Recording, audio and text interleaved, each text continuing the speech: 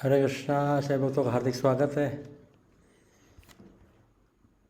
और हरे कृष्णा प्रभु जी। इंटरेस्टिंगली जहाँ पे मैं हूँ वहाँ पे लाइट नहीं है, तो आपको ऐसे ही हरे हरे कृष्णा प्रभु जी, आपको कृष्णा। हरे कृष्णा। हरे कृष्णा। ठीक है, तो हम शुरू करते हैं डायरेक्टली। मंगलाचरण करते हैं पहले।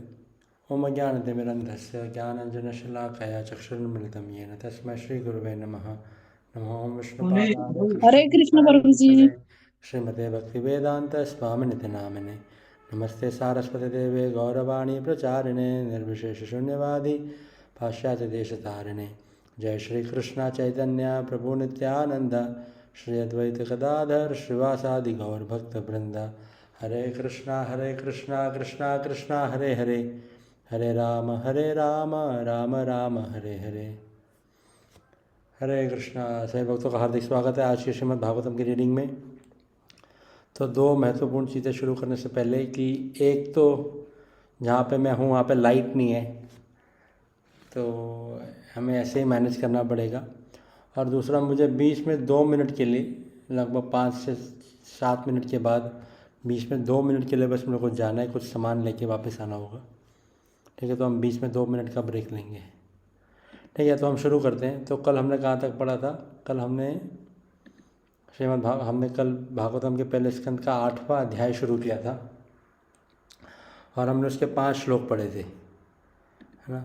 तो उसमें से उन 5 श्लोकों में हमने क्या पढ़ा कि सभी पांडव जनों ने गंगा के तट पे जाके तर्पण किया अपने सगे संबंधियों का जिनकी मृत्यु हुई थी महाभारत के युद्ध में। और फिर उन्होंने गंगा स्नान किया और फिर वे सभी शोकाकुल हो गए, बहुत शोक में आ गए और वहीं बैठ गए। तो भगवान श्री कृष्ण और अन्य सभी ब्राह्मण जन उन्हें सांत्वना दे रहे थे और सांत्वना देते हुए उन्होंने उन्हें बताया कि कैसे प्रकृति के नियम और भगवान के नियम बहुत कठोर हैं। तो जो व्यक्ति इन नियमों का पालन नहीं करेगा उसकी आयु क्षीण हो जाएगी या उसे अपनी जान गंवानी पड़ेगी, जो कि कौरवों के साथ हुआ। ठीक है, तो हम 6ठे श्लोक से कंटिन्यू करते हैं। कोई कोई भक्त पढ़ना चाहेंगे?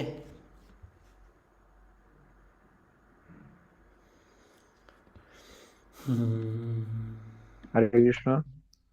यस। मैं मैं प्रयास करता हूँ प्रभु जी, अगर आप कहें यस बोलिए। तो।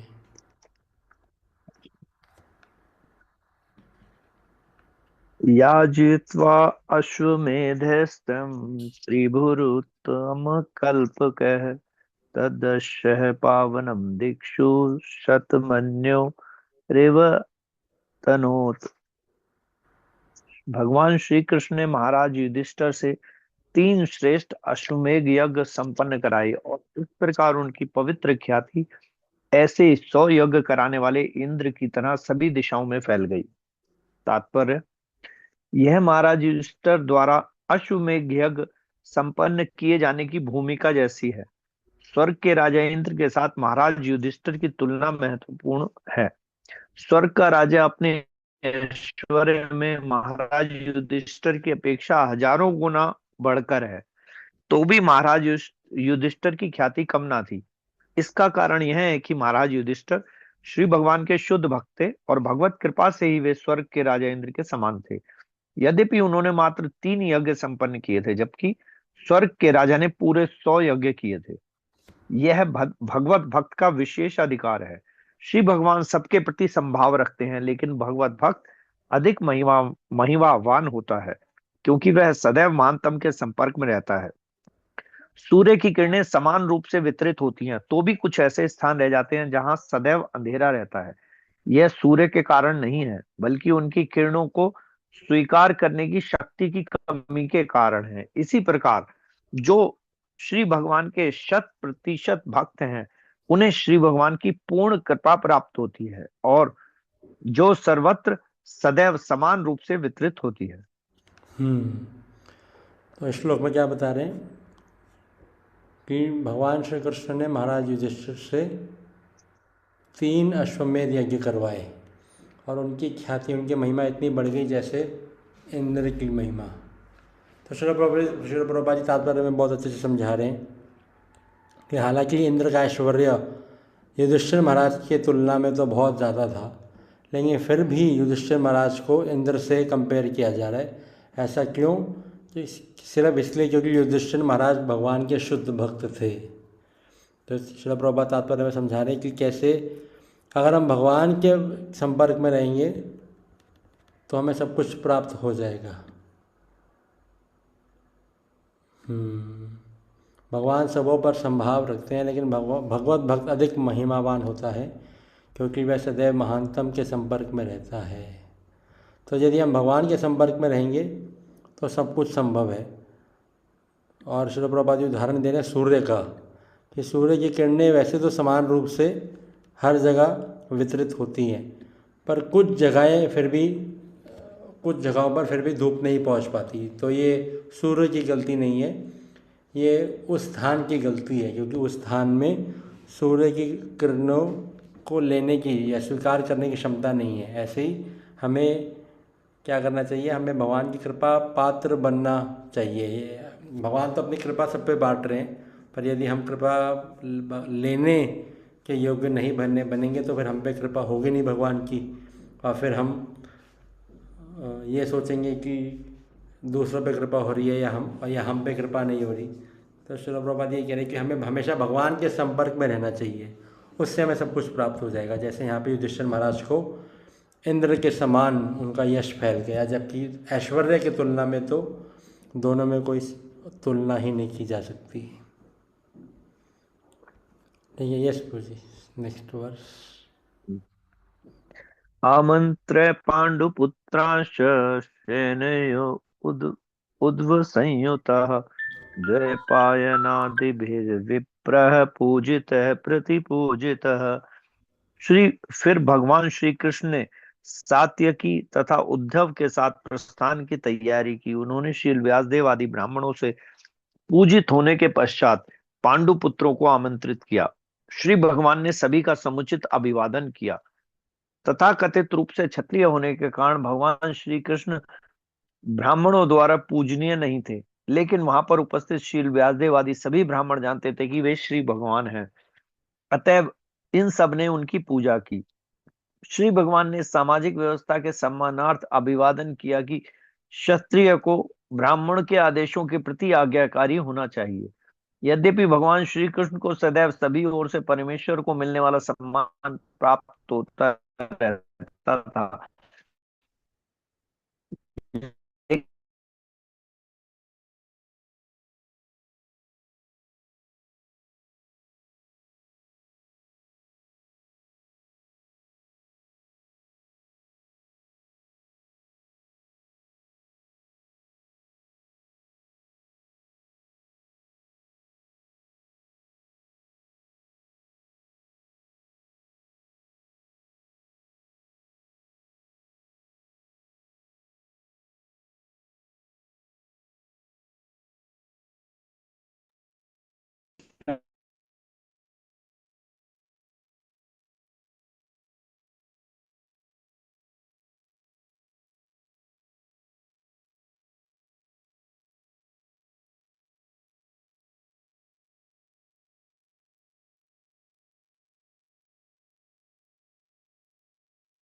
हरे कृष्णा हरे कृष्णा।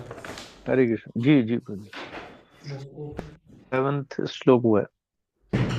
Yes please. सॉरी, जो मैं कह रहा था कि मेरे को 2 मिनट के लिए जाना पड़ेगा, वो अभी जाना पड़ा, अब हो गया काम।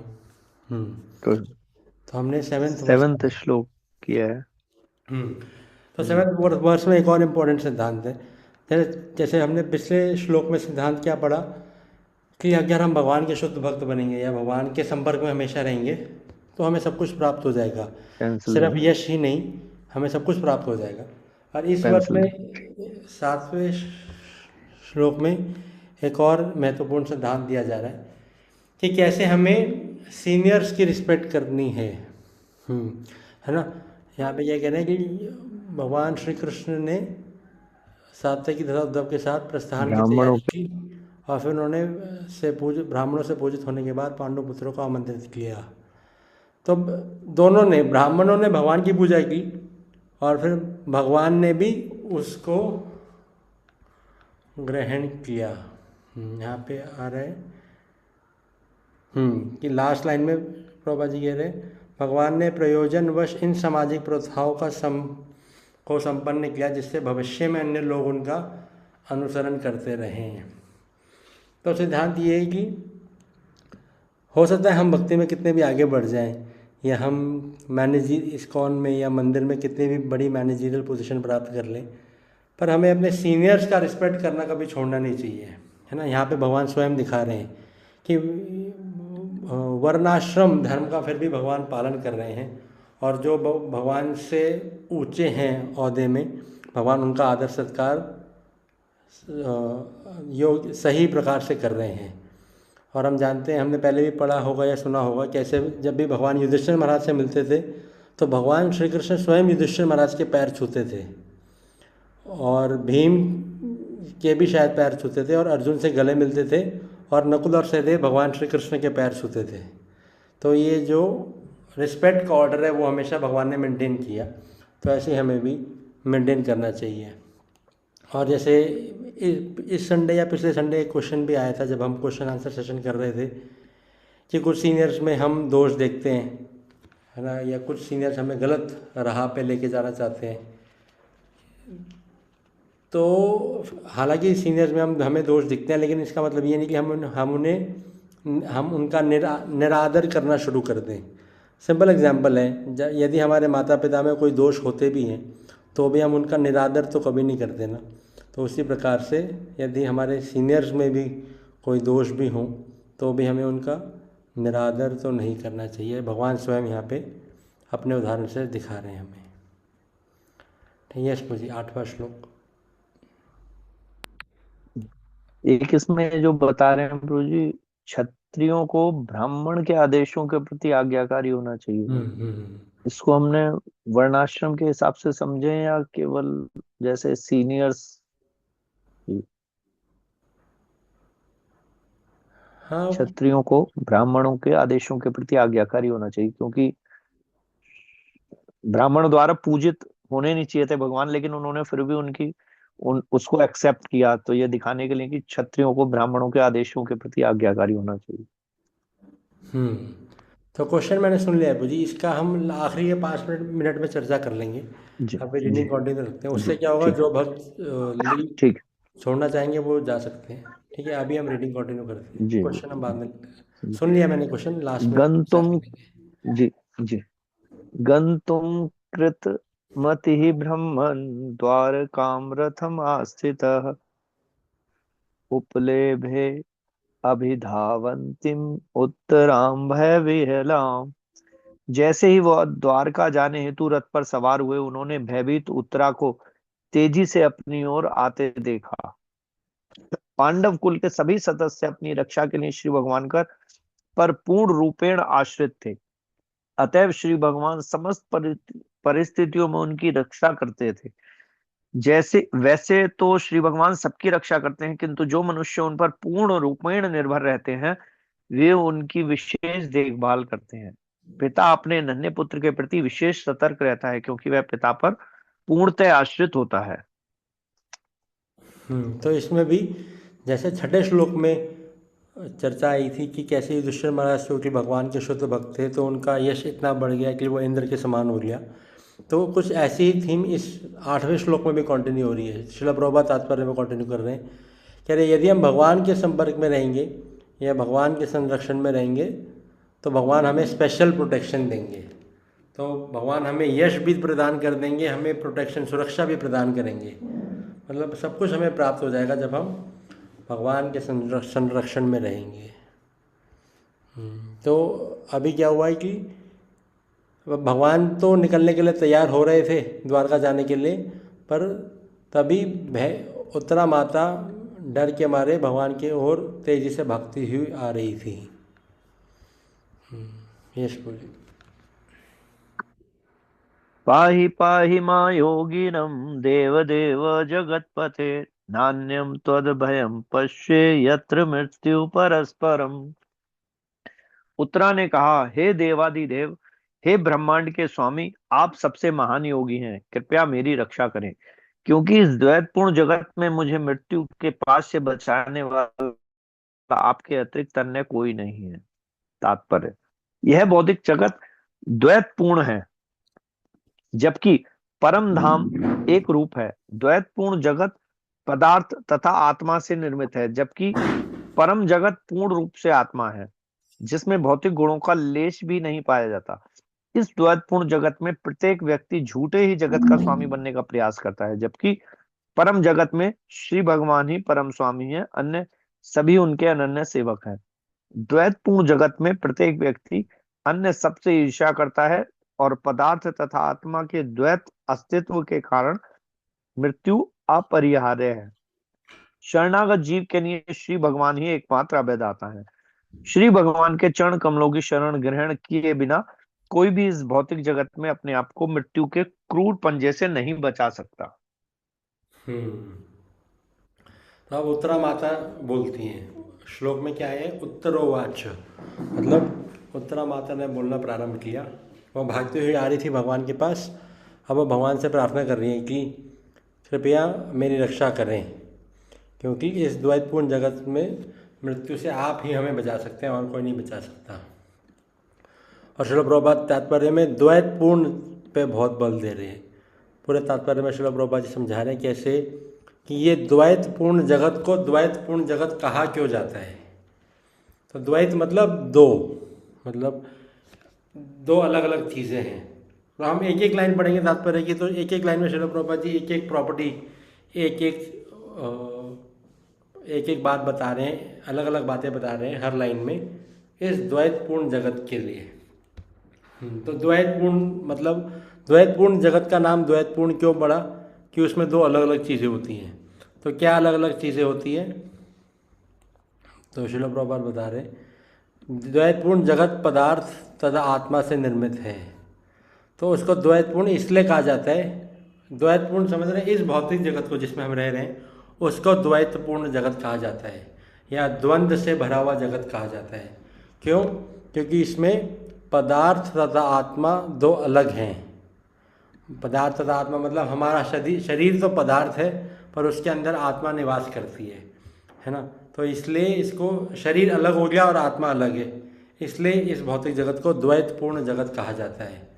पर अगर हम भगवान के साथ देखें तो भगवान के साथ ऐसा नहीं है। हम ऐसा कभी नहीं सुनेंगे कि भगवान का शरीर अलग है और उनकी आत्मा अलग है। भगवान के शरीर और आत्मा में कोई भेद नहीं है। इसीलिए जो आध्यात्मिक जगत है वहाँ उसको अद्वैतपूर्ण जगत कहा जाता है, जिसमें कोई द्वंद्व नहीं है या द्वैत नहीं है। तो इसलिए इस जगत को द्वैतपूर्ण जगत इसलिए कहा जाता है क्योंकि यहाँ पे पदार्थ और आत्मा अलग अलग हैं। फिर आगे श्रील प्रभुपाद जी कह रहे जबकि परम जगत पूर्ण रूप से आत्मा है, जिसमें भौतिक गुणों का लेश भी नहीं पाया जाता। तो अगर किसी को लेक्चर देना हो सिर्फ द्वैतपूर्ण जगत के ऊपर, तो ये बहुत अच्छा तात्पर्य है। पहली लाइन से श्रील प्रभुपाद जी शुरू कर रही है, भौतिक जगत द्वैतपूर्ण जगत है, जबकि परम धाम एक रूप जगत है।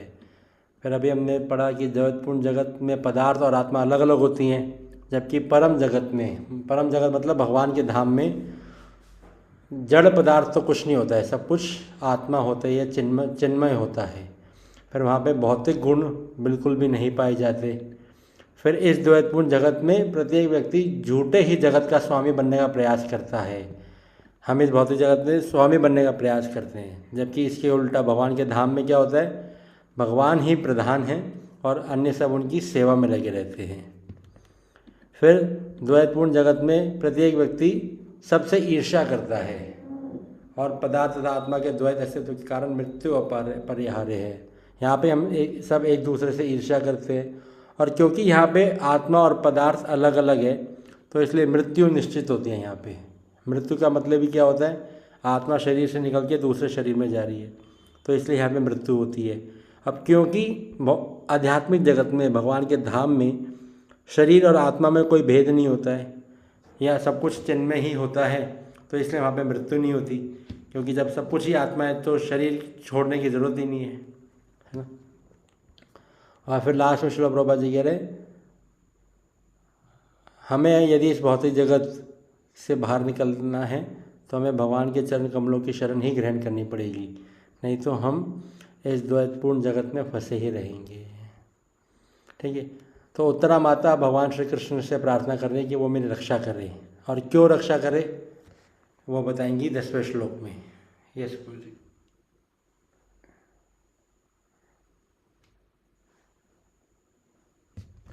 हरे कृष्ण। हरे कृष्ण। अभिद्रवती मामीश सरस्तप्तायसो विभु कामं दहतु मां नाथ मामेव गर्भो निपात्याताम्। हे प्रभु, आप सर्वशक्तिमान हैं। एक दहकता हुआ लोहे का बाण मेरी ओर तेजी से आ रहा है। हे प्रभु, यदि आपकी इच्छा हो तो यह मुझे भले ही जला दे, लेकिन यह मेरे गर्भ को जलाकर गर्भपात ना करे। हे प्रभु, कृपया मेरे पर इतना अनुग्रह करें। तात्पर्य: यह घटना उत्तरा के पति अभिमन्यु की मृत्यु के बाद की है। अभिमन्यु की विधवा पत्नी उत्तरा अपने पति का अनुसरण करती, लेकिन वह गर्भिणी थी और परम भगवत भक्त महान परीक्षित उसके गर्भ में थे। अतएव उनकी रक्षा करना उसका परम धर्म था। माता के ऊपर बहुत बड़ा उत्तरदायित्व होता है कि वह शिशु की सभी प्रकार से रक्षा करे। अतएव भगवान श्री कृष्ण के समक्ष अपनी बात कहने में उत्तरा लजाई नहीं। उत्तरा एक महान राजा की पुत्री, एक महान वीर की पत्नी और एक महान भक्त की शिष्या थी। बाद में वह एक श्रेष्ठ राजा की मां भी बनी। वह सभी प्रकार से भाग्यशालिनी थी। तो इस तात्पर्य में एक सभी भक्तों के लिए एक छोटा सा क्वेश्चन भी है, पर उस क्वेश्चन में तो बाद में आते हैं। तो अब उत्तरा माता समझा रही है, बता रही है कि वो भगवान से रक्षा की क्यों प्रार्थना कर रही है, क्योंकि वो कह रही है कि एक दहकता हुआ, एक जलता हुआ लोहे का बाण उनकी ओर तेज़ी से आ रहा है, और उन्होंने यहाँ तक कह दिया कि हे भगवान, चाहे आप मुझे मार दीजिए, पर मेरे अंदर, मेरे घर में जो शिशु है उसकी रक्षा कर लीजिए। और फिर श्रील प्रभुपाद तात्पर्य में क्या समझा रहे कि साधारणतः उस समय पे क्या होता था, सती प्रथा होती थी। सती प्रथा मतलब कोई महिला अपनी इच्छा से, स्वेच्छा से अपने हस्बैंड की मृत्यु के बाद, अपने पति की मृत्यु के बाद स्वेच्छा से वह अग्नि में प्रवेश कर जाती थी। पर उत्तरा माता ने ऐसा नहीं किया। क्यों? क्योंकि वह गर्भवती थी और उनके गर्भ में परीक्षित महाराज थे। तो इसलिए उन्होंने परीक्षित महाराज की रक्षा करने के लिए और वंश को आगे बढ़ाने के लिए उन्होंने अग्नि में प्रवेश नहीं किया।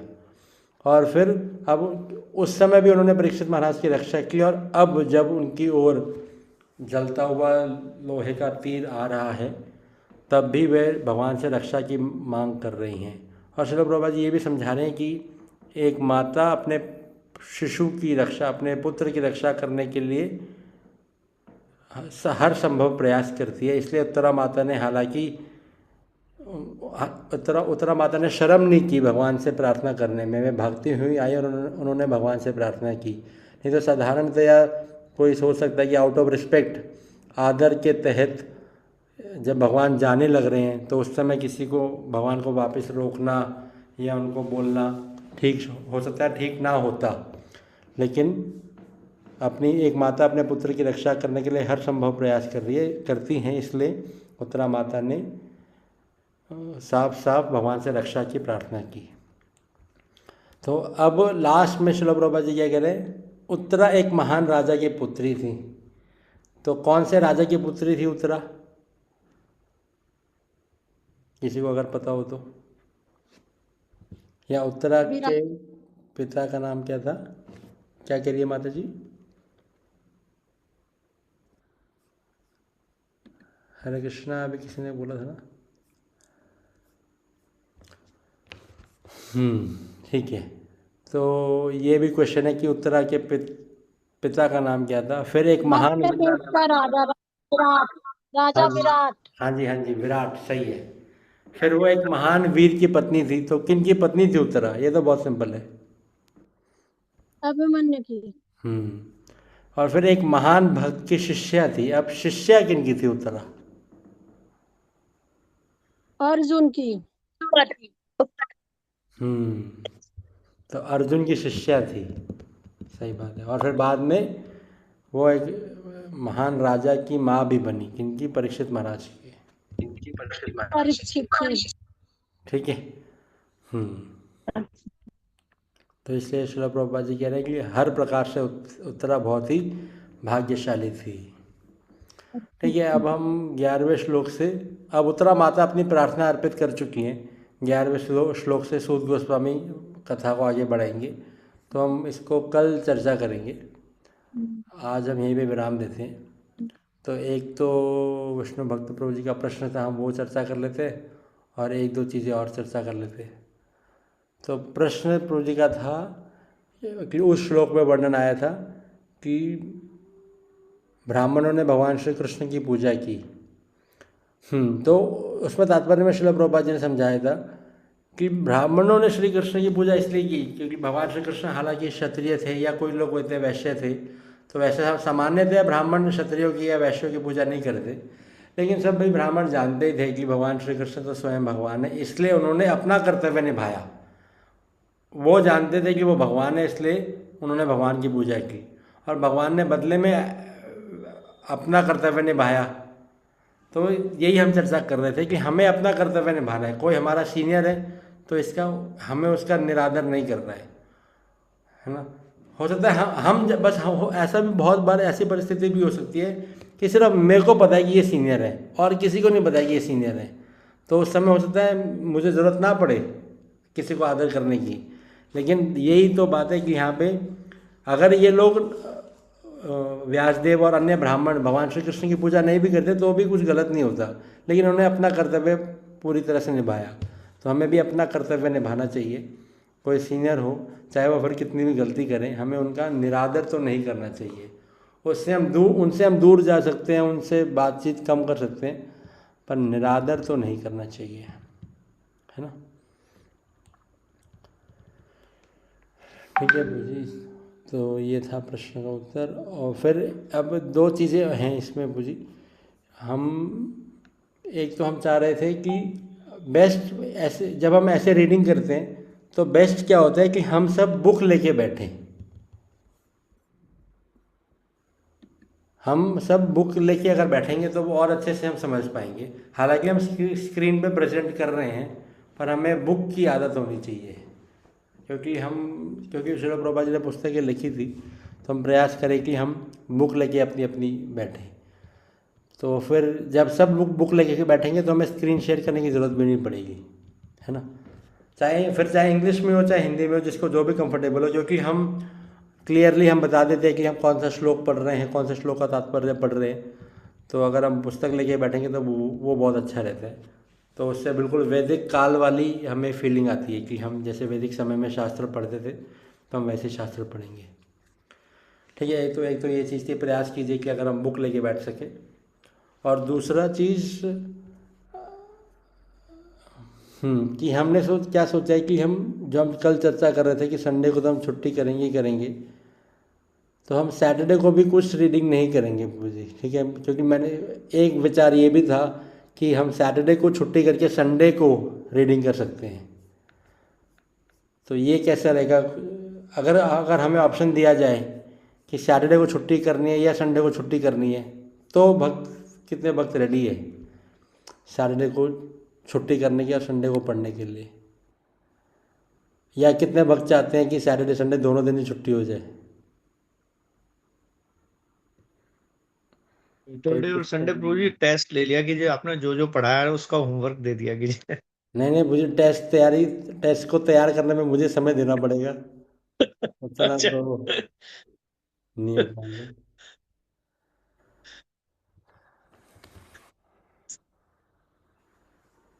और कोई कुछ तो बोलिए प्रभु जी, माता जी। प्रभु जी संडे को ओके है प्रभु जी, हम रीडिंग कर सकते हैं। कोई ऐसा भक्त है जो संडे को नहीं आ पाएंगे? बस मुझे एक भक्त चाहिए जो हाँ बोल दे कि हाँ प्रभु जी हम संडे को नहीं आ पाएंगे, फिर हम सैटरडे संडे दोनों दिन छुट्टी कर देंगे।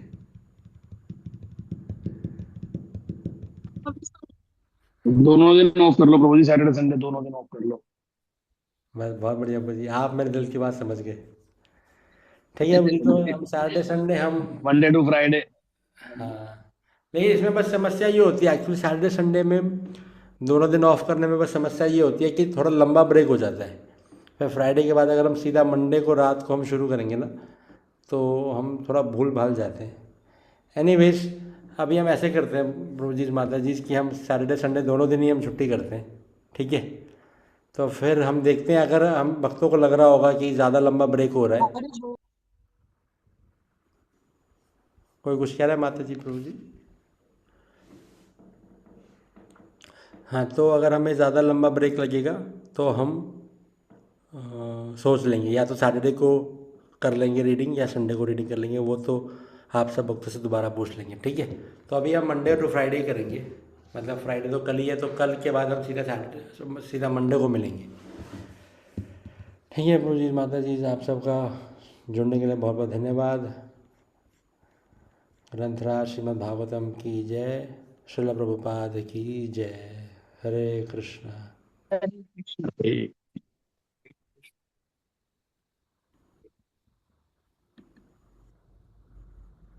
कृष्णा। पीयूष प्रभु जी ने हमारे लिए इतना समय निकाला, तो इनके लिए एक बार हरे कृष्ण महामंत्र हम सब मिलके बोल सकते हैं।